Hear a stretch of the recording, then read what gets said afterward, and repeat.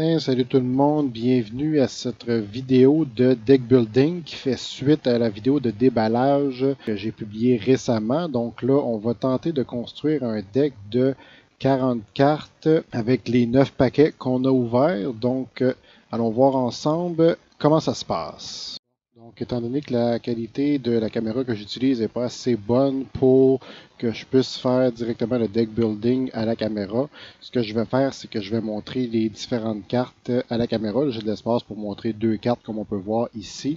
Puis je vais utiliser un site qui s'appelle MTG Deck Builder qu'on voit à droite de l'écran. C'est un site dans lequel je vais sélectionner des cartes, ça va les ajouter à gauche. Je vais pouvoir contrôler la quantité, ajouter des terrains pour faire ce que je veux. Puis ce que ça va faire, c'est que c'est dans la partie du bas, en bas à gauche, le rectangle brun qu'on voit, ça va m'indiquer tous les mots-clés qu'il y a dans le deck, puis combien de quantité, puis quel pourcentage des mots-clés ça représente aussi dans mon deck.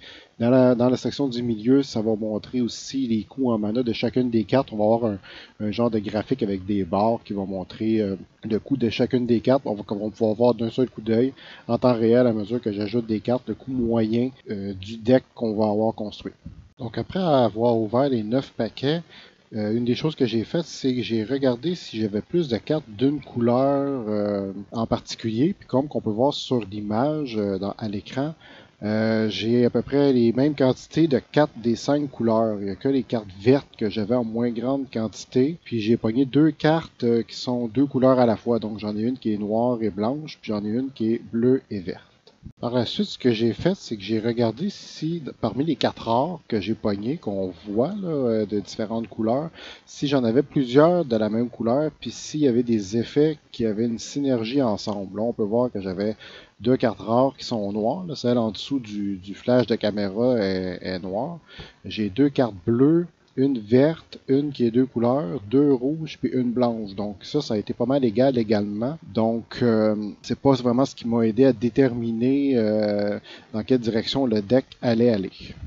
Il y a aussi le fait que j'ai regardé la valeur individuelle des cartes rares en date du 25 juillet 2021. Ça également, ça peut donner une petite indication sur les cartes qui sont utilisées au niveau compétitif, puis si les cartes sont populaires ou s'ils sont vraiment fortes ou puissantes.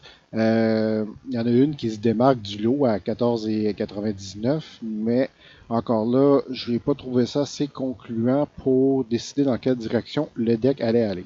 Étant donné qu'on doit construire un deck de type draft deck de 40 cartes, j'ai fouillé sur Internet puis sur le site de Magic pour voir s'il y avait des guides sur les quantités de cartes de chaque type à mettre dans le deck. J'ai trouvé quelques informations.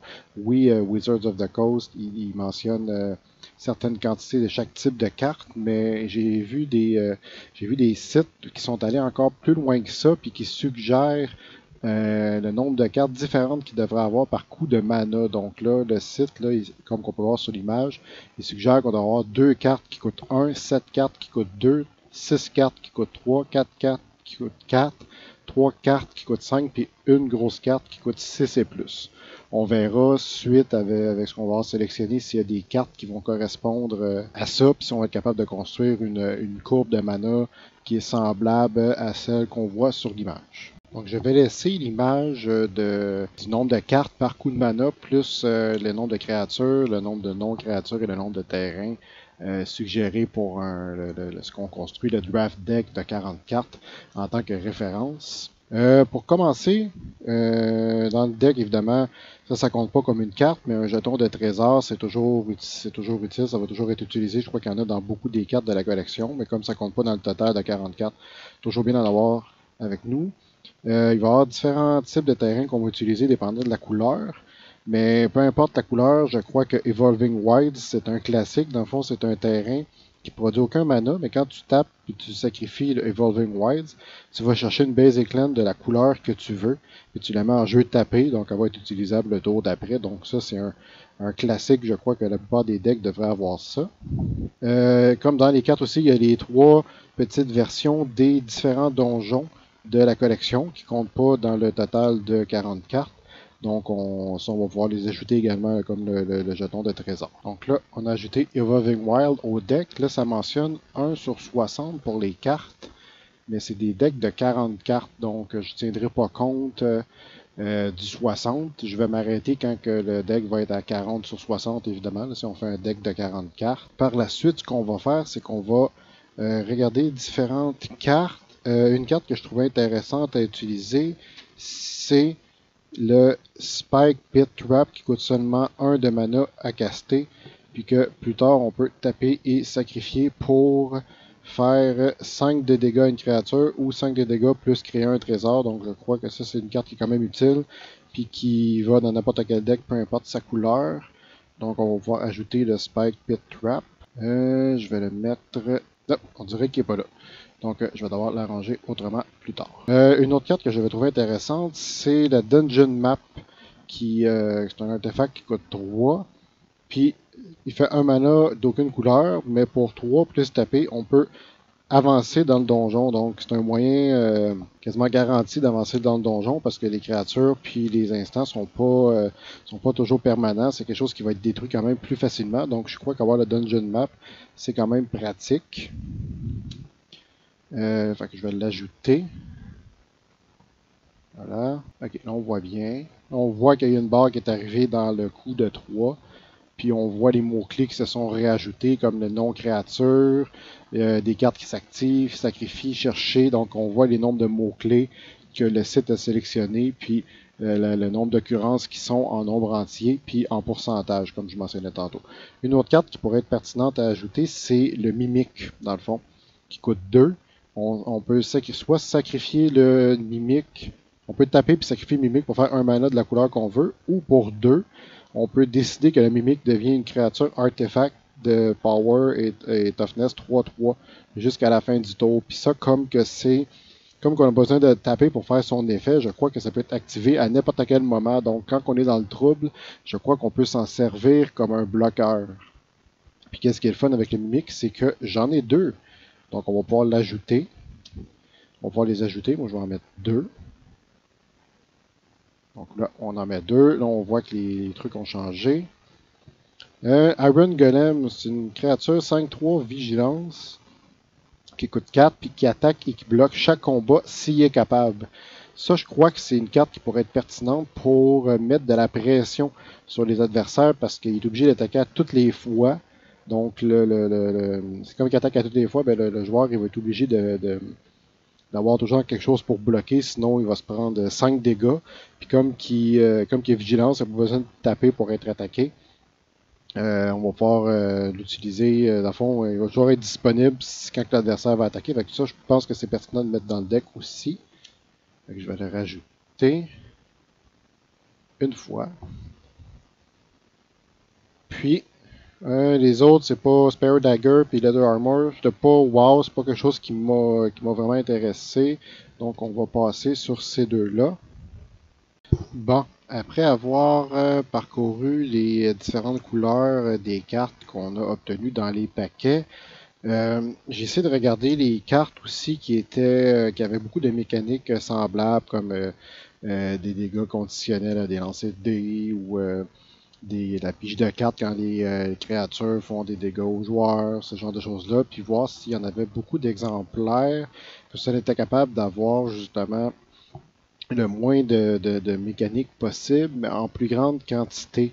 Donc là, j'ai parcouru les 5 couleurs, puis les 2 couleurs qui me sont venues, qui ont résulté de ça, de cette vérification-là, sont le bleu et le rouge. Parce que pour un deck draft de 40 cartes, avec la quantité de cartes de couleurs différentes qu'on peut obtenir, c'est fortement suggéré d'aller 2 couleurs. C'est très rare les decks une couleur de 40 cartes pour ce type de draft deck. Puis il y a quelques joueurs que j'ai vu essayer 3 couleurs pour des draft decks de 40 cartes, mais 3 couleurs, ça fait beaucoup de couleurs, surtout que c'est des parties qui vont être quand même assez rapides, donc rendu à un certain point à la partie, si tu n'as pas une des 3 couleurs, tu peux être dans le trouble.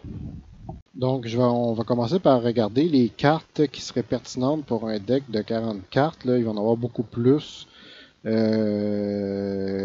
Ça va faire beaucoup plus que 40 si on combine tout le bleu et tout le rouge ensemble.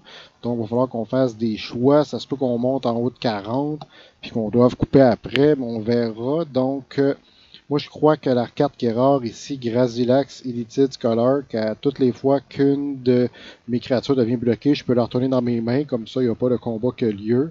Puis, à toutes les fois qu'une de mes créatures fait du dégât à un joueur, je pige une carte. Ça, je crois que c'est un oui. Ça va rentrer dans le deck. Donc, je vais l'ajouter tout de suite. Elle est ici. Ensuite, l'autre carte que j'ai pogné, la carte mythique, le dragon qui a flying, puis qu'il y a Ward 4, tant qu'il est détapé, c'est que ça prend, dans le fond, faut que le joueur paye 4 manas supplémentaires pour pouvoir faire un effet sur cette créature-là. Puis à toutes les fois que cette créature fait du dégât à un joueur, on pige une carte, puis si j'ai moins que 3 cartes dans les mains, on pige égal à la différence. Je crois que oui, c'est pertinent de le rajouter. Donc, je vais le mettre tout de suite. On va voir si je le trouve ici. Une carte que j'ai en 2 exemplaires, c'est jusqu'à la fin du tour. Une créature de mon choix devient un dragon de puissance 4 et de 4 points de vie et qui a flying.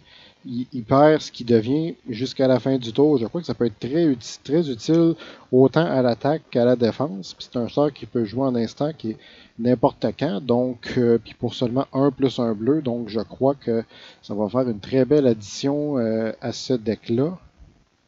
Donc, je vais juste devoir la trouver. Ah, ici, 2 fois.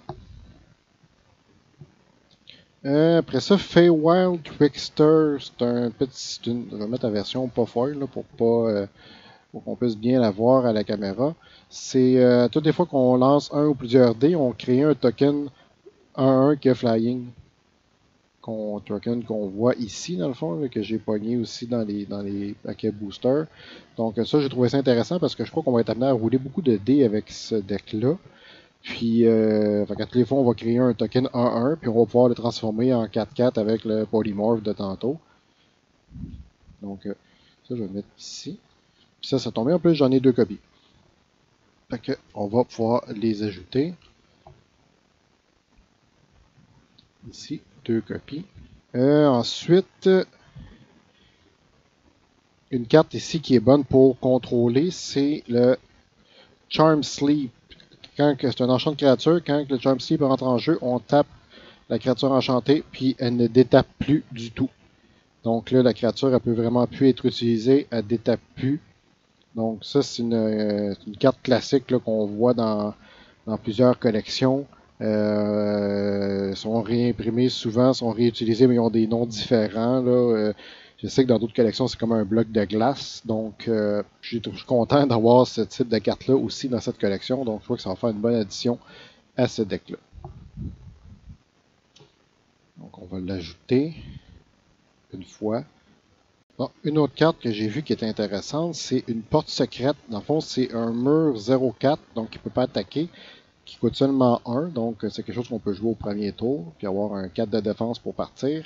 Puis pour 4 plus un bleu, on peut avancer dans le donjon. Donc, je trouve ça intéressant. Puis, comme qu'on voit dans les suggestions de cartes avec les coups de mana, pour un deck de 44, c'est bien d'avoir des cartes qui coûtent juste 1. Donc, on va l'ajouter.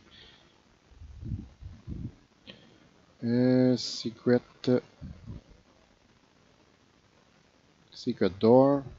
Une autre carte que j'ai vue qui coûte 1, c'est on peut faire en sorte qu'une créature vole, puis à toutes les fois qu'elle fait du dégât à un joueur, on avance dans le donjon, donc ça va permettre de progresser dans les donjons plus vite. Puis comme que ça coûte seulement 1, je trouve ça intéressant de pouvoir donner ça à une créature. Donc on va l'ajouter.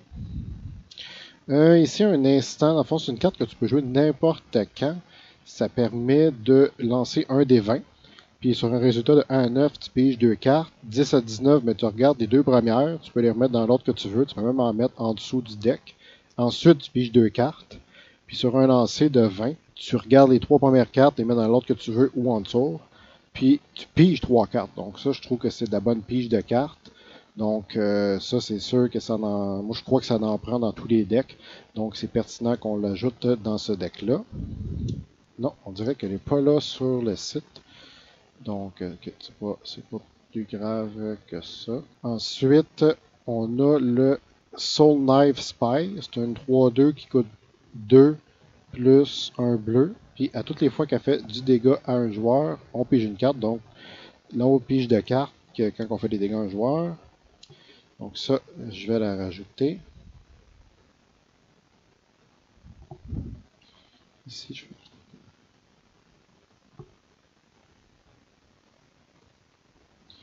ensuite, on a le Guile Thief. Que à toutes les fois que le Guile Thief fait du dégât à un joueur, on met un plus 1 dessus. Donc, elle coûte 1 plus 1 bleu, puis c'est une 1-1. Puis, dans le fond, pour 3 plus 1 bleu, on peut s'arranger pour qu'elle ne puisse pas être bloquée ce tour-là. Donc, ça va générer automatiquement le plus 1 dessus.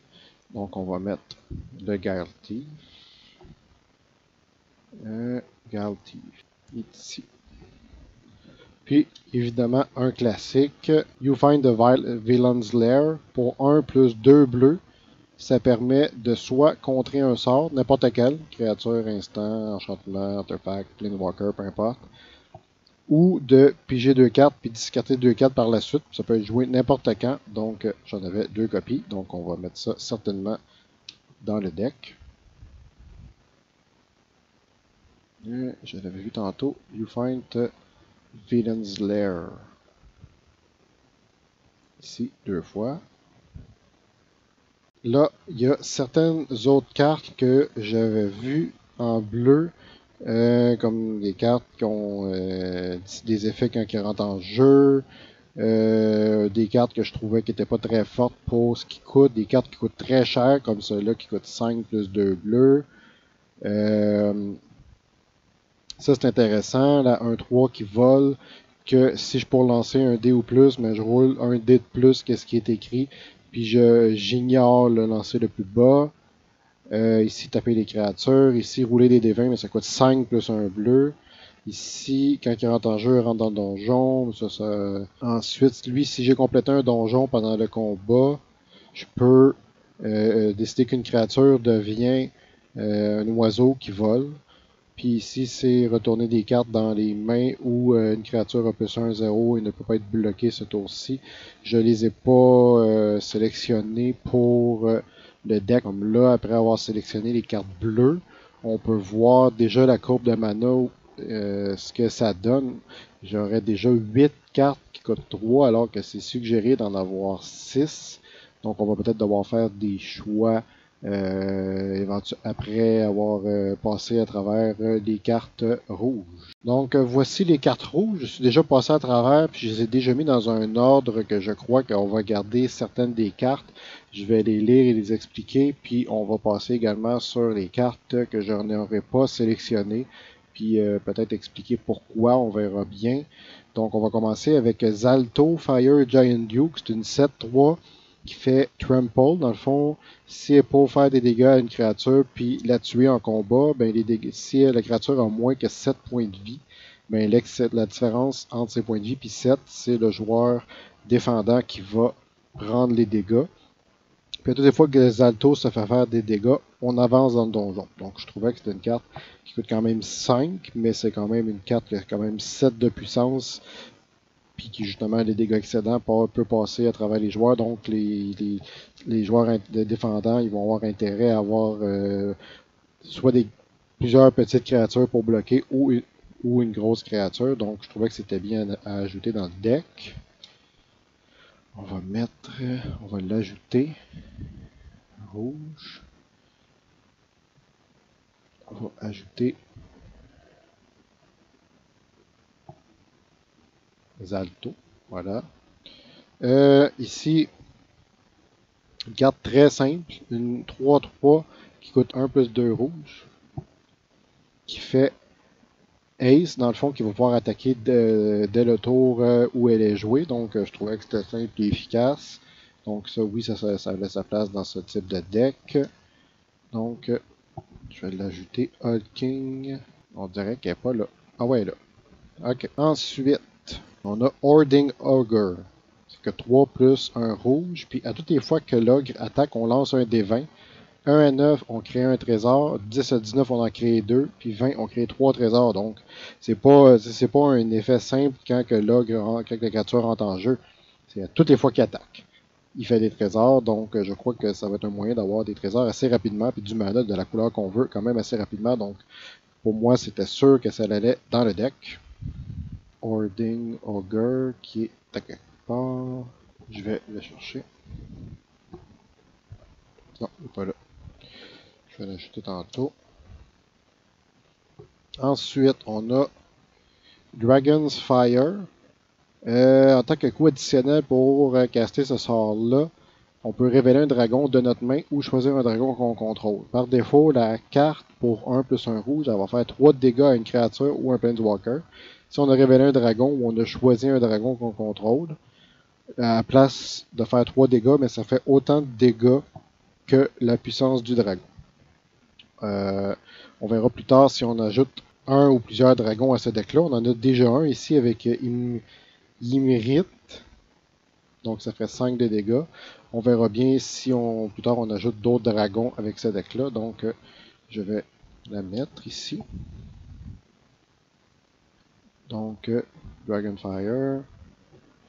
Ensuite, on a Brazen Dwarf. C'est une créature 1-3 qui coûte 1 plus 1 rouge. Puis à toutes les fois qu'on lance le dé, la créature fait 1 de dégâts à chaque adversaire. Donc je trouvais ça utile parce que comme je disais tantôt, on a plusieurs cartes qui vont permettre de lancer des dés.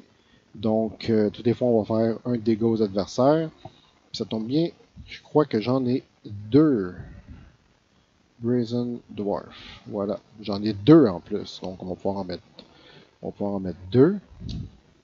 Donc Brazen Dwarf, 1, 2. Ensuite, le prix de la loyauté, ça c'est une des cartes, un type de carte que j'aime. C'est pour 2 plus 1 rouge. On prend le contrôle d'une créature jusqu'à la fin du tour. On la détape à le ace, donc on va pouvoir attaquer tout de suite. Puis ici, pour lancer ce sort-là, j'ai utilisé des trésors qu'on devrait avoir en quantité assez conséquente.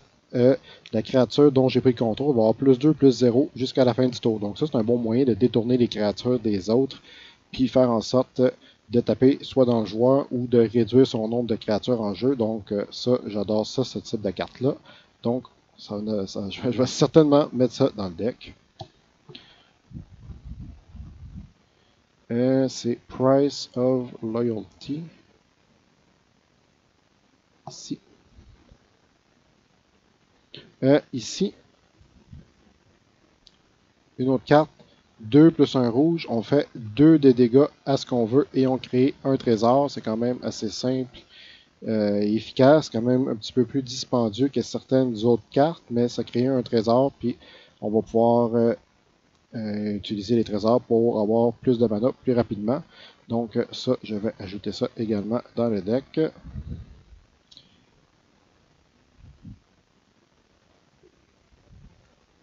Donc ensuite, on a Burning Hands, c'est un instant qui coûte 1 plus 1 rouge, qui fait 2 de dégâts à une créature ou un Pinwalker.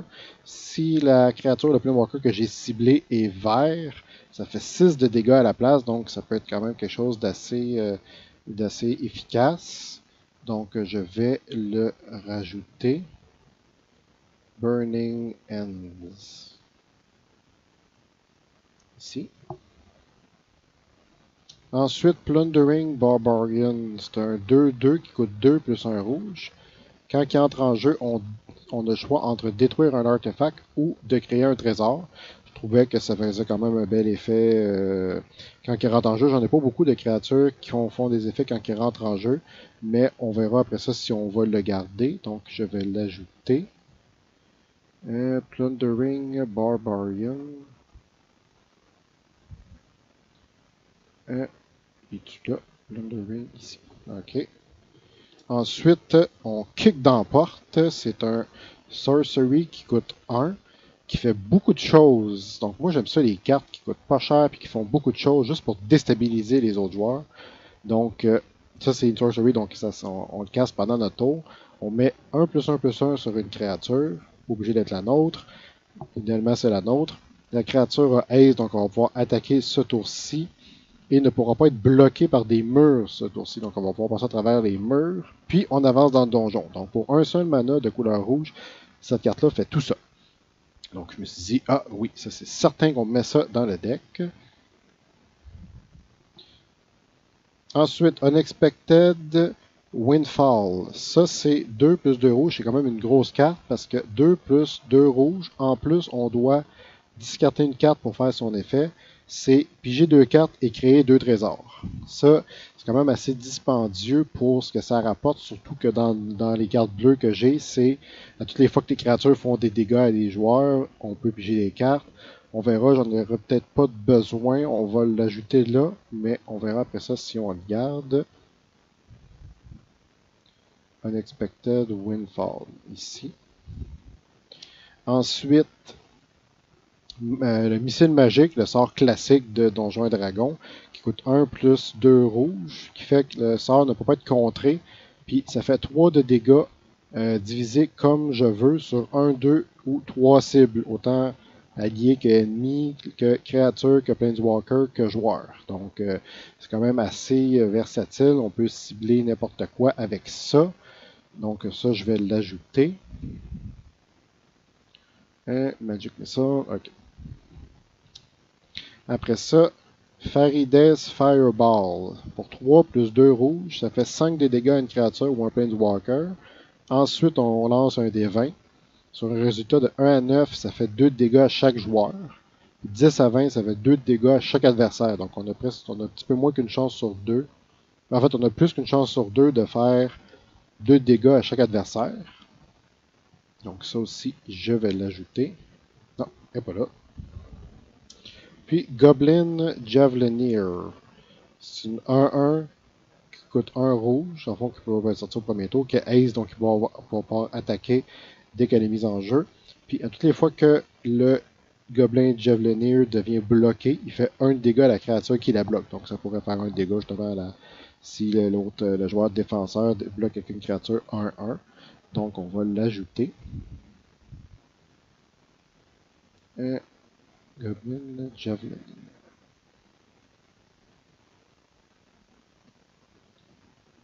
Qui est là. Ensuite, dans les cartes rouges qu'on n'a pas ajoutées, c'est un Valor Singer, une créature 2-3 qu'au début de combat, pendant ton tour, une créature de ton choix, plus 1-0 jusqu'à la fin du tour. Le Seigneur des Gobelins qui font que les Gobelins ont +1/+1, puis qui fait autant de dégâts que de Gobelins qui sont rentrés en jeu sous ton contrôle. C'est un vétéran qui est menace tant qu'il est équipé. On en a 2, donc ça valait pas la peine. Ici, Earth Code Elemental, elle coûtait quand même cher à caster. Puis son effet, c'est une seule fois quand elle rentre en jeu. On lance un des 20. 1 à 9, chaque joueur sacrifie une carte ou un permanent. 10 à 19, chaque adversaire sacrifie un permanent. Puis sur 20, chaque adversaire sacrifie 2 permanents. J'ai déjà des cartes qui coûtent quand même assez cher. Tu vois une paire de gobelins, on peut donner plus 2-0 aux créatures qu'on contrôle jusqu'à la fin du tour ou créer 2 gobelins. Ici, une autre carte de gobelin, c'est une créature. Quand il rentre en jeu, on crée des tokens gobelins selon le chiffre qu'on obtient sur le D20. Ici, Jaded Sellsword, quand il rentre en jeu, si on a dépensé des trésors pour le caster, il y a First Strike puis Ace jusqu'à la fin du tour. Donc, son effet, c'est un tour seulement. Puis Battlecry Goblin, c'est un autre gobelin que pour 1 plus 1 rouge peut booster les gobelins, l'attaque des gobelins jusqu'à la fin du tour. Puis quand ce gobelin précis-là attaque le Battlecry Goblin, si on a attaqué avec des créatures qui ont au moins 6 de puissance au total ou plus durant le combat, on crée un gobelin qui attaque. Donc ça, c'est les cartes que je n'ai pas sélectionnées dans le rouge. Donc là, ici, on voit 4 cartes qui malheureusement ne sont pas sur le site. Je trouve ça quand même dommage. Donc on ne peut pas les rajouter dans le deck pour voir la courbe de mana complète. Mais de toute façon, bien avant que j'ajoute certaines de ces cartes-là, je me rends compte que, excluant le Evolving Wilds, je vois qu'on a 31 cartes déjà dans ce deck-là. Puis normalement, en se fiant à la répartition là, du deck de 44, on devrait avoir normalement 16 créatures, 7 sorts qui ne sont pas des créatures, puis 17 terrains. Donc là, je vois qu'on a à peu près 7 cartes de trop qu'on va devoir couper. Donc là, je vais devoir regarder pour couper pour arriver normalement à 23 cartes. Une des choses que j'ai réalisé, c'est que j'ai mis 4 cartes dans le deck. J'ai mis 2 Brazen Dwarf puis 2 Feywild Trickster qui, eux, vont avoir des effets comme soit créer des tokens ou faire des dégâts à toutes les fois qu'on va lancer des D20. Ce que je me suis rendu compte, c'est que les 4 cartes que j'ai pas pu ajouter dans le deck pour l'instant, justement, c'est les 4 seules cartes du deck qui font lancer des D20. Là, je me questionne à savoir, justement, étant donné que si je pourrais mettre seulement une ou deux cartes qui font lancer des D20, c'est pertinent d'avoir 4 créatures qui se déclenchent, qui déclenchent quelque chose quand on va lancer des D20. Donc, je crois que pour ce deck, je vais garder seulement 2 des 4 cartes qui font faire des D20. À savoir Contact Other Plane qui fait lancer un D20 puis après ça on pige des cartes selon le résultat. Puis le Hoarding Ogre, qui à toutes les fois il attaque, on roule les D20 puis ça fait des trésors, donc plus de mana. Donc je crois que c'est ces deux-là qu'on va garder. Bon, là le dilemme qu'on a, c'est étant donné qu'on a gardé 2 cartes qui vont faire des effets quand on va lancer des D20, en fait qui font lancer des D20. Je vais devoir décider si on garde justement les Brazen Dwarf qui font des dégâts toutes les fois qu'on lance un dé, puis les Feywild Trickster qui font créer des tokens 1-1, Fairy qui ont Flying à toutes les fois. Les deux se valent dans le fond parce que les Brazen Dwarf c'est un dégât directement à l'adversaire, puis les Fairy c'est des tokens qui ont Flying, c'est des créatures qui vont rester en jeu mais qu'on va devoir attaquer avec, puis qu'on peut peut-être éventuellement transformer avec le polymorphe là, de tantôt.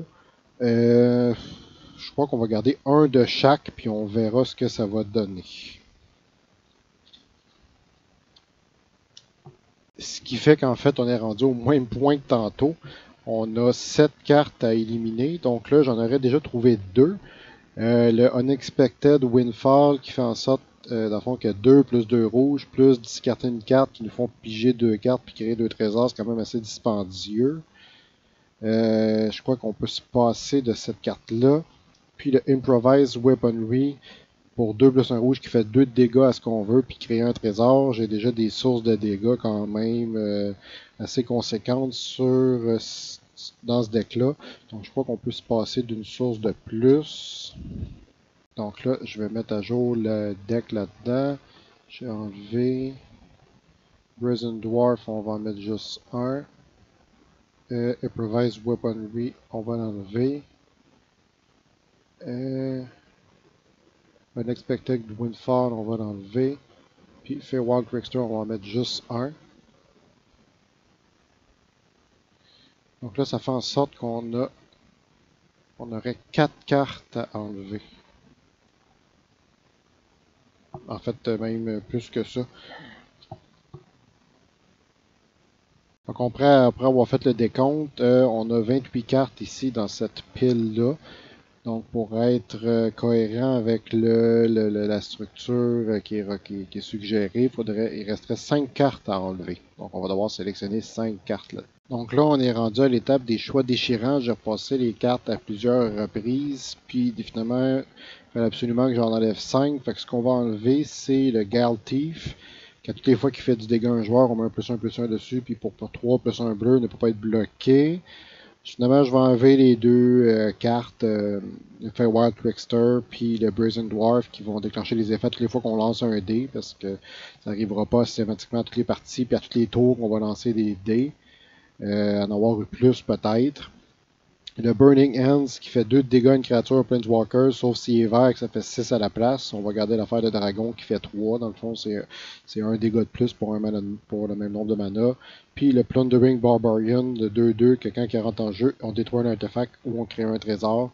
C'était une des créatures les moins... pas les moins utiles, mais son effet se faisait quand il rentrait en jeu, puis c'était tout. Après ça, il se passait rien d'autre. Donc, on a enlevé celui-là. Donc, nous voilà avec les 23 cartes du deck. Là, on est rendu à l'étape où est-ce qu'on doit compter le nombre d'icônes de couleurs pour mettre les différents nombres de land dans le deck qui soit proportionnel au nombre de cartes de chaque couleur qui est en jeu. En fait, on a, dans le fond, avec le Evolving Wild, on a, dans le fond, 17 lands à mettre en tout. Comme qu'on met le Evolving Wild, finalement, on va mettre 16 lands. Le premier réflexe aurait été de mettre 8 lands de couleur rouge puis 8 lands de couleur bleue. Mais en étalant les cartes puis en regardant les icônes, je me rends compte que c'est pas le même, qui n'ont pas le même nombre. Donc, ce qu'on va faire, c'est qu'on va compter le nombre de symboles de chaque couleur qu'il y a sur les cartes au total. Donc, le nombre de symboles rouges, on en a 1, 2, 3, 4, 5, 6, 7, 8, 9, 10, 11. On a 11 symboles rouges. Puis en bleu, on a 1, 2, 3, 4, 5, 6, 7, 8, 9, 10, 11, 12, 13, 14, 15, 16. Donc on a il reste que deux. Dans le fond, on a 11, on a 27 symboles au total. On a 16 bleus puis 11 rouges. Donc là, on peut voir en bas de la page du site de Deck Building que j'ai fait des petits calculs dans Excel où est-ce que j'ai écrit le nombre de symboles de chaque couleur qu'il y a dans le deck. Comme on peut voir, ce que j'ai écrit le 11 rouge, 16 bleu. Je l'ai converti en pourcentage, puis j'ai mis le nombre de land qu'il y avait à mettre dans ce deck-là, qui m'a donné, dans le fond, que je devrais mettre 9.5 de bleu, puis 6.5 de rouge. Mais je vais arrondir, dans le fond, rouge à 7, puis bleu à 9. On verra ce que ça donne. Donc là, je vais les ajouter dans le deck. Je vais les ajouter comme ça. 2, 3, 4.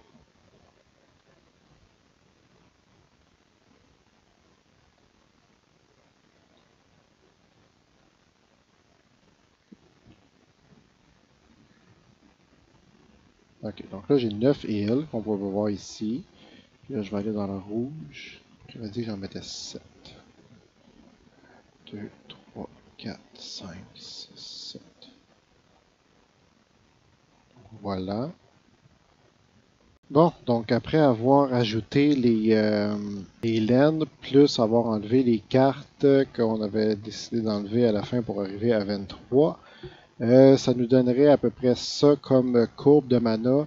Les cartes coûtent un peu plus, dans le fond la courbe est un peu plus élevée, mais plus élevée, dans le fond il devrait y avoir plus de cartes qui coûtent 2, mais on a moins de cartes qui coûtent 4 et plus, on a seulement 3 cartes qui coûtent 4 et plus. Donc j'ai hâte de voir si ça va faire ce que ça va faire comme effet. Puis là, en bas, à côté du graphique de la courbe de mana, on voit les mots-clés qui apparaissent sur les cartes, puis le nombre de fois qui apparaissent, plus le pourcentage. Donc là, on voit que, mettons, Defender apparaît une fois, Discard apparaît 2 fois, Ace apparaît 4 fois, Counter apparaît 4 fois, mais c'est soit Counter Spell ou des plus un Counter. Enchant apparaît 2 fois. Donc là, ça nous permet de voir justement si on a plusieurs fois les mots-clés qui se répètent.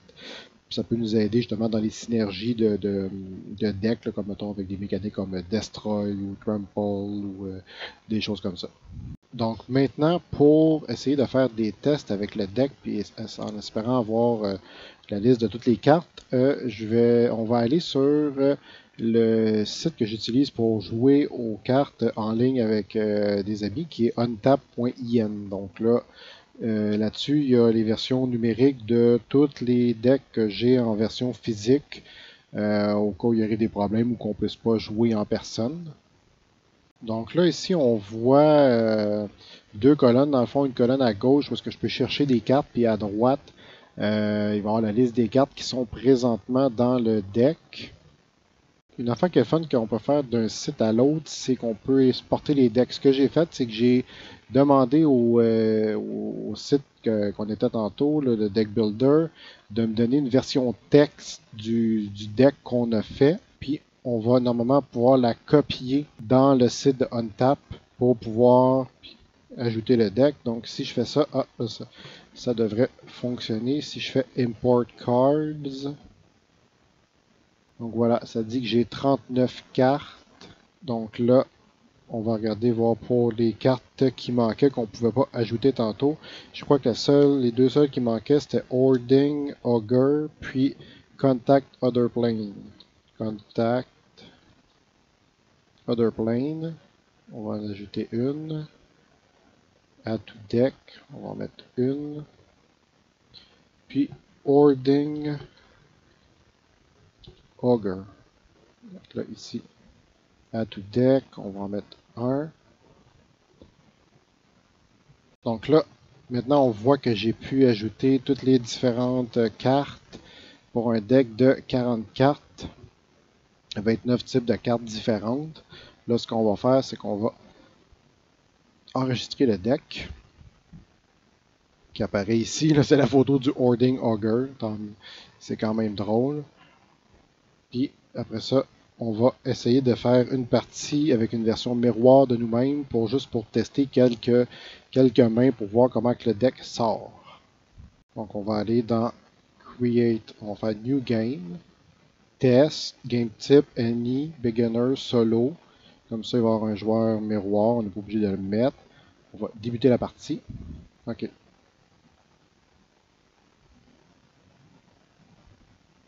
Donc, on choisit le deck. Donc là, je l'ai mis en plein écran pour que tout le monde puisse voir. Puis ce que je vais faire, en fond, c'est que je vais piger une main de départ qui va apparaître en bas. Donc, je vais faire Draw 7. Puis ce que ça a donné, c'est Fly, Dragonfire, Secret Door. On a un terrain rouge sur les 7 cartes. Donc, moi, j'aime pas ça. On va repiger cette carte. On a un terrain rouge, un terrain bleu. On va pouvoir sortir le Mimic. Plus le Javelinier. Donc, au moins, on a de quoi qu'on peut sortir en partant. Dans le fond, je vais juste faire un test. On va mettre la montagne en jeu. On va la taper. On va sortir ça. Ensuite, on va faire un autre tour. On va piger.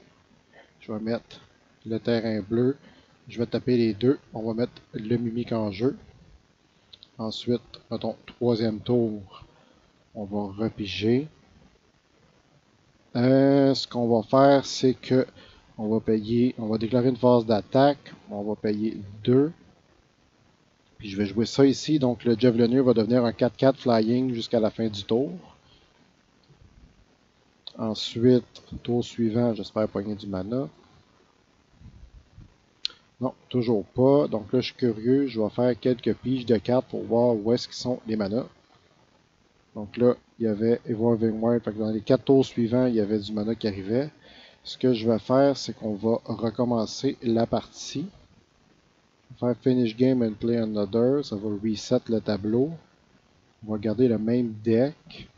Je vais repiger cette carte. Voir ce que ça dit. Donc là, j'ai 1, 2, 3, 4 terrains. Donc là, je peux jouer l'île. Mettre le mur. Comme ça donne 4 points de défense pour partir. Ensuite, tour suivant, je vais piger une carte. Je vais mettre un rouge. Là, j'ai rien que je peux caster. Ensuite, tour suivant. Tour 3. Ah, j'ai un autre terrain. J'ai toujours rien que je peux caster. Tour suivant. J'ai un autre terrain. Je vais mettre une montagne. Là, j'ai 4. Donc là, je vais dépenser les 4. Je vais mettre le golem.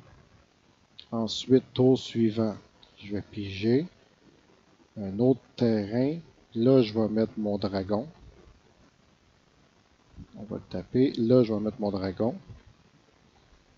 Après ça, tour suivant, je vais piger un autre terrain. Puis, je vais, pas le rouge, le bleu. Là, je vais donner fly au golem. Comme ça, le golem va voler. Puis, à toutes les fois qu'il va faire du dégât à un joueur, on va avancer dans les donjons. Donc là, je vais piger. Ah, ben, tu sais, un mimique. Ensuite, qu'est-ce que je pigeais? Un missile magique par 3 de dégâts. Donc, je vais juste faire un dernier test de partie pour voir. Enfin, il y a beaucoup de terrain, je trouve. On peut peut-être pouvoir en couper et remettre des choses finalement. Donc là, je vais sortir d'ici. On va retourner sur le site du Deck Builder. Donc là, je crois que après avoir fait quelques tests sur Untap, on a un peu trop de mana dans ce deck-là parce que la courbe de mana est comme très basse. Donc je crois que c'est pas pertinent d'avoir 17 terrains comme que c'est affiché ici. Donc je crois que je vais en enlever deux. Puis je vais rajouter deux autres cartes en fait. Donc ce qu'on va faire, c'est ça. Fait que je vais enlever une île plus une montagne. Puis on va rajouter. Qu'est-ce qu'on va rajouter? On va garder la courbe de mana quand même bas. On va ajouter le Plundering Barbarian, qui va, dans le fond, je vais le remettre dans le deck, que lui, il a 2-2 quand il rentre en jeu, soit il détruit un artefact ou il crée un trésor. Puis, je vais remettre le Guile Thief, quand il fait du dégât à un joueur, on met un +1/+1 dessus. Donc, je vais rajouter ces cartes-là là. Puis, comme je dis, j'ai enlevé une île, puis une montagne, puis je vais rajouter lui, le Plundering Barbarian, puis je vais remettre le Guide Thief. Donc là, on voit que la courbe a changé un peu. Ben, on n'a pas changé un peu, mais là, j'ai 10 cartes qui coûtent 3 de mana maintenant. Puis les mots-clés ont un peu changé ici, je crois. Ouais, il y en a, je crois qu'il y en a plus. Ouais, counter, il y en a un de plus à cause du +1/+1 counter du mot sur le Guile Thief. Donc là, on va aller mettre à jour le deck sur Untap. Donc de retour sur Untap, on va faire les modifications qu'on a dit. Donc j'ai dit que j'enlevais une île puis une montagne. Puis que j'allais rajouter le Guile Thief. Une copie. Puis le Plundering Barbarian. Une copie. Puis je vais enregistrer le deck. Et voilà, vous venez de voir comment je m'y suis pris pour construire un deck de 40 cartes, ce qu'on appelle un draft deck. Je vous ai donné quelques trucs que j'utilise pour construire ces decks-là, puis pour les tester rapidement virtuellement par la suite. C'est un peu plus rapide que les tester de façon physique. Donc, j'ai bien hâte de tester ce deck-là avec des amis et pouvoir vous donner les résultats de ce que ça a donné. Donc, merci à tous d'avoir regardé cette vidéo et je vous dis à la prochaine. Bye bye.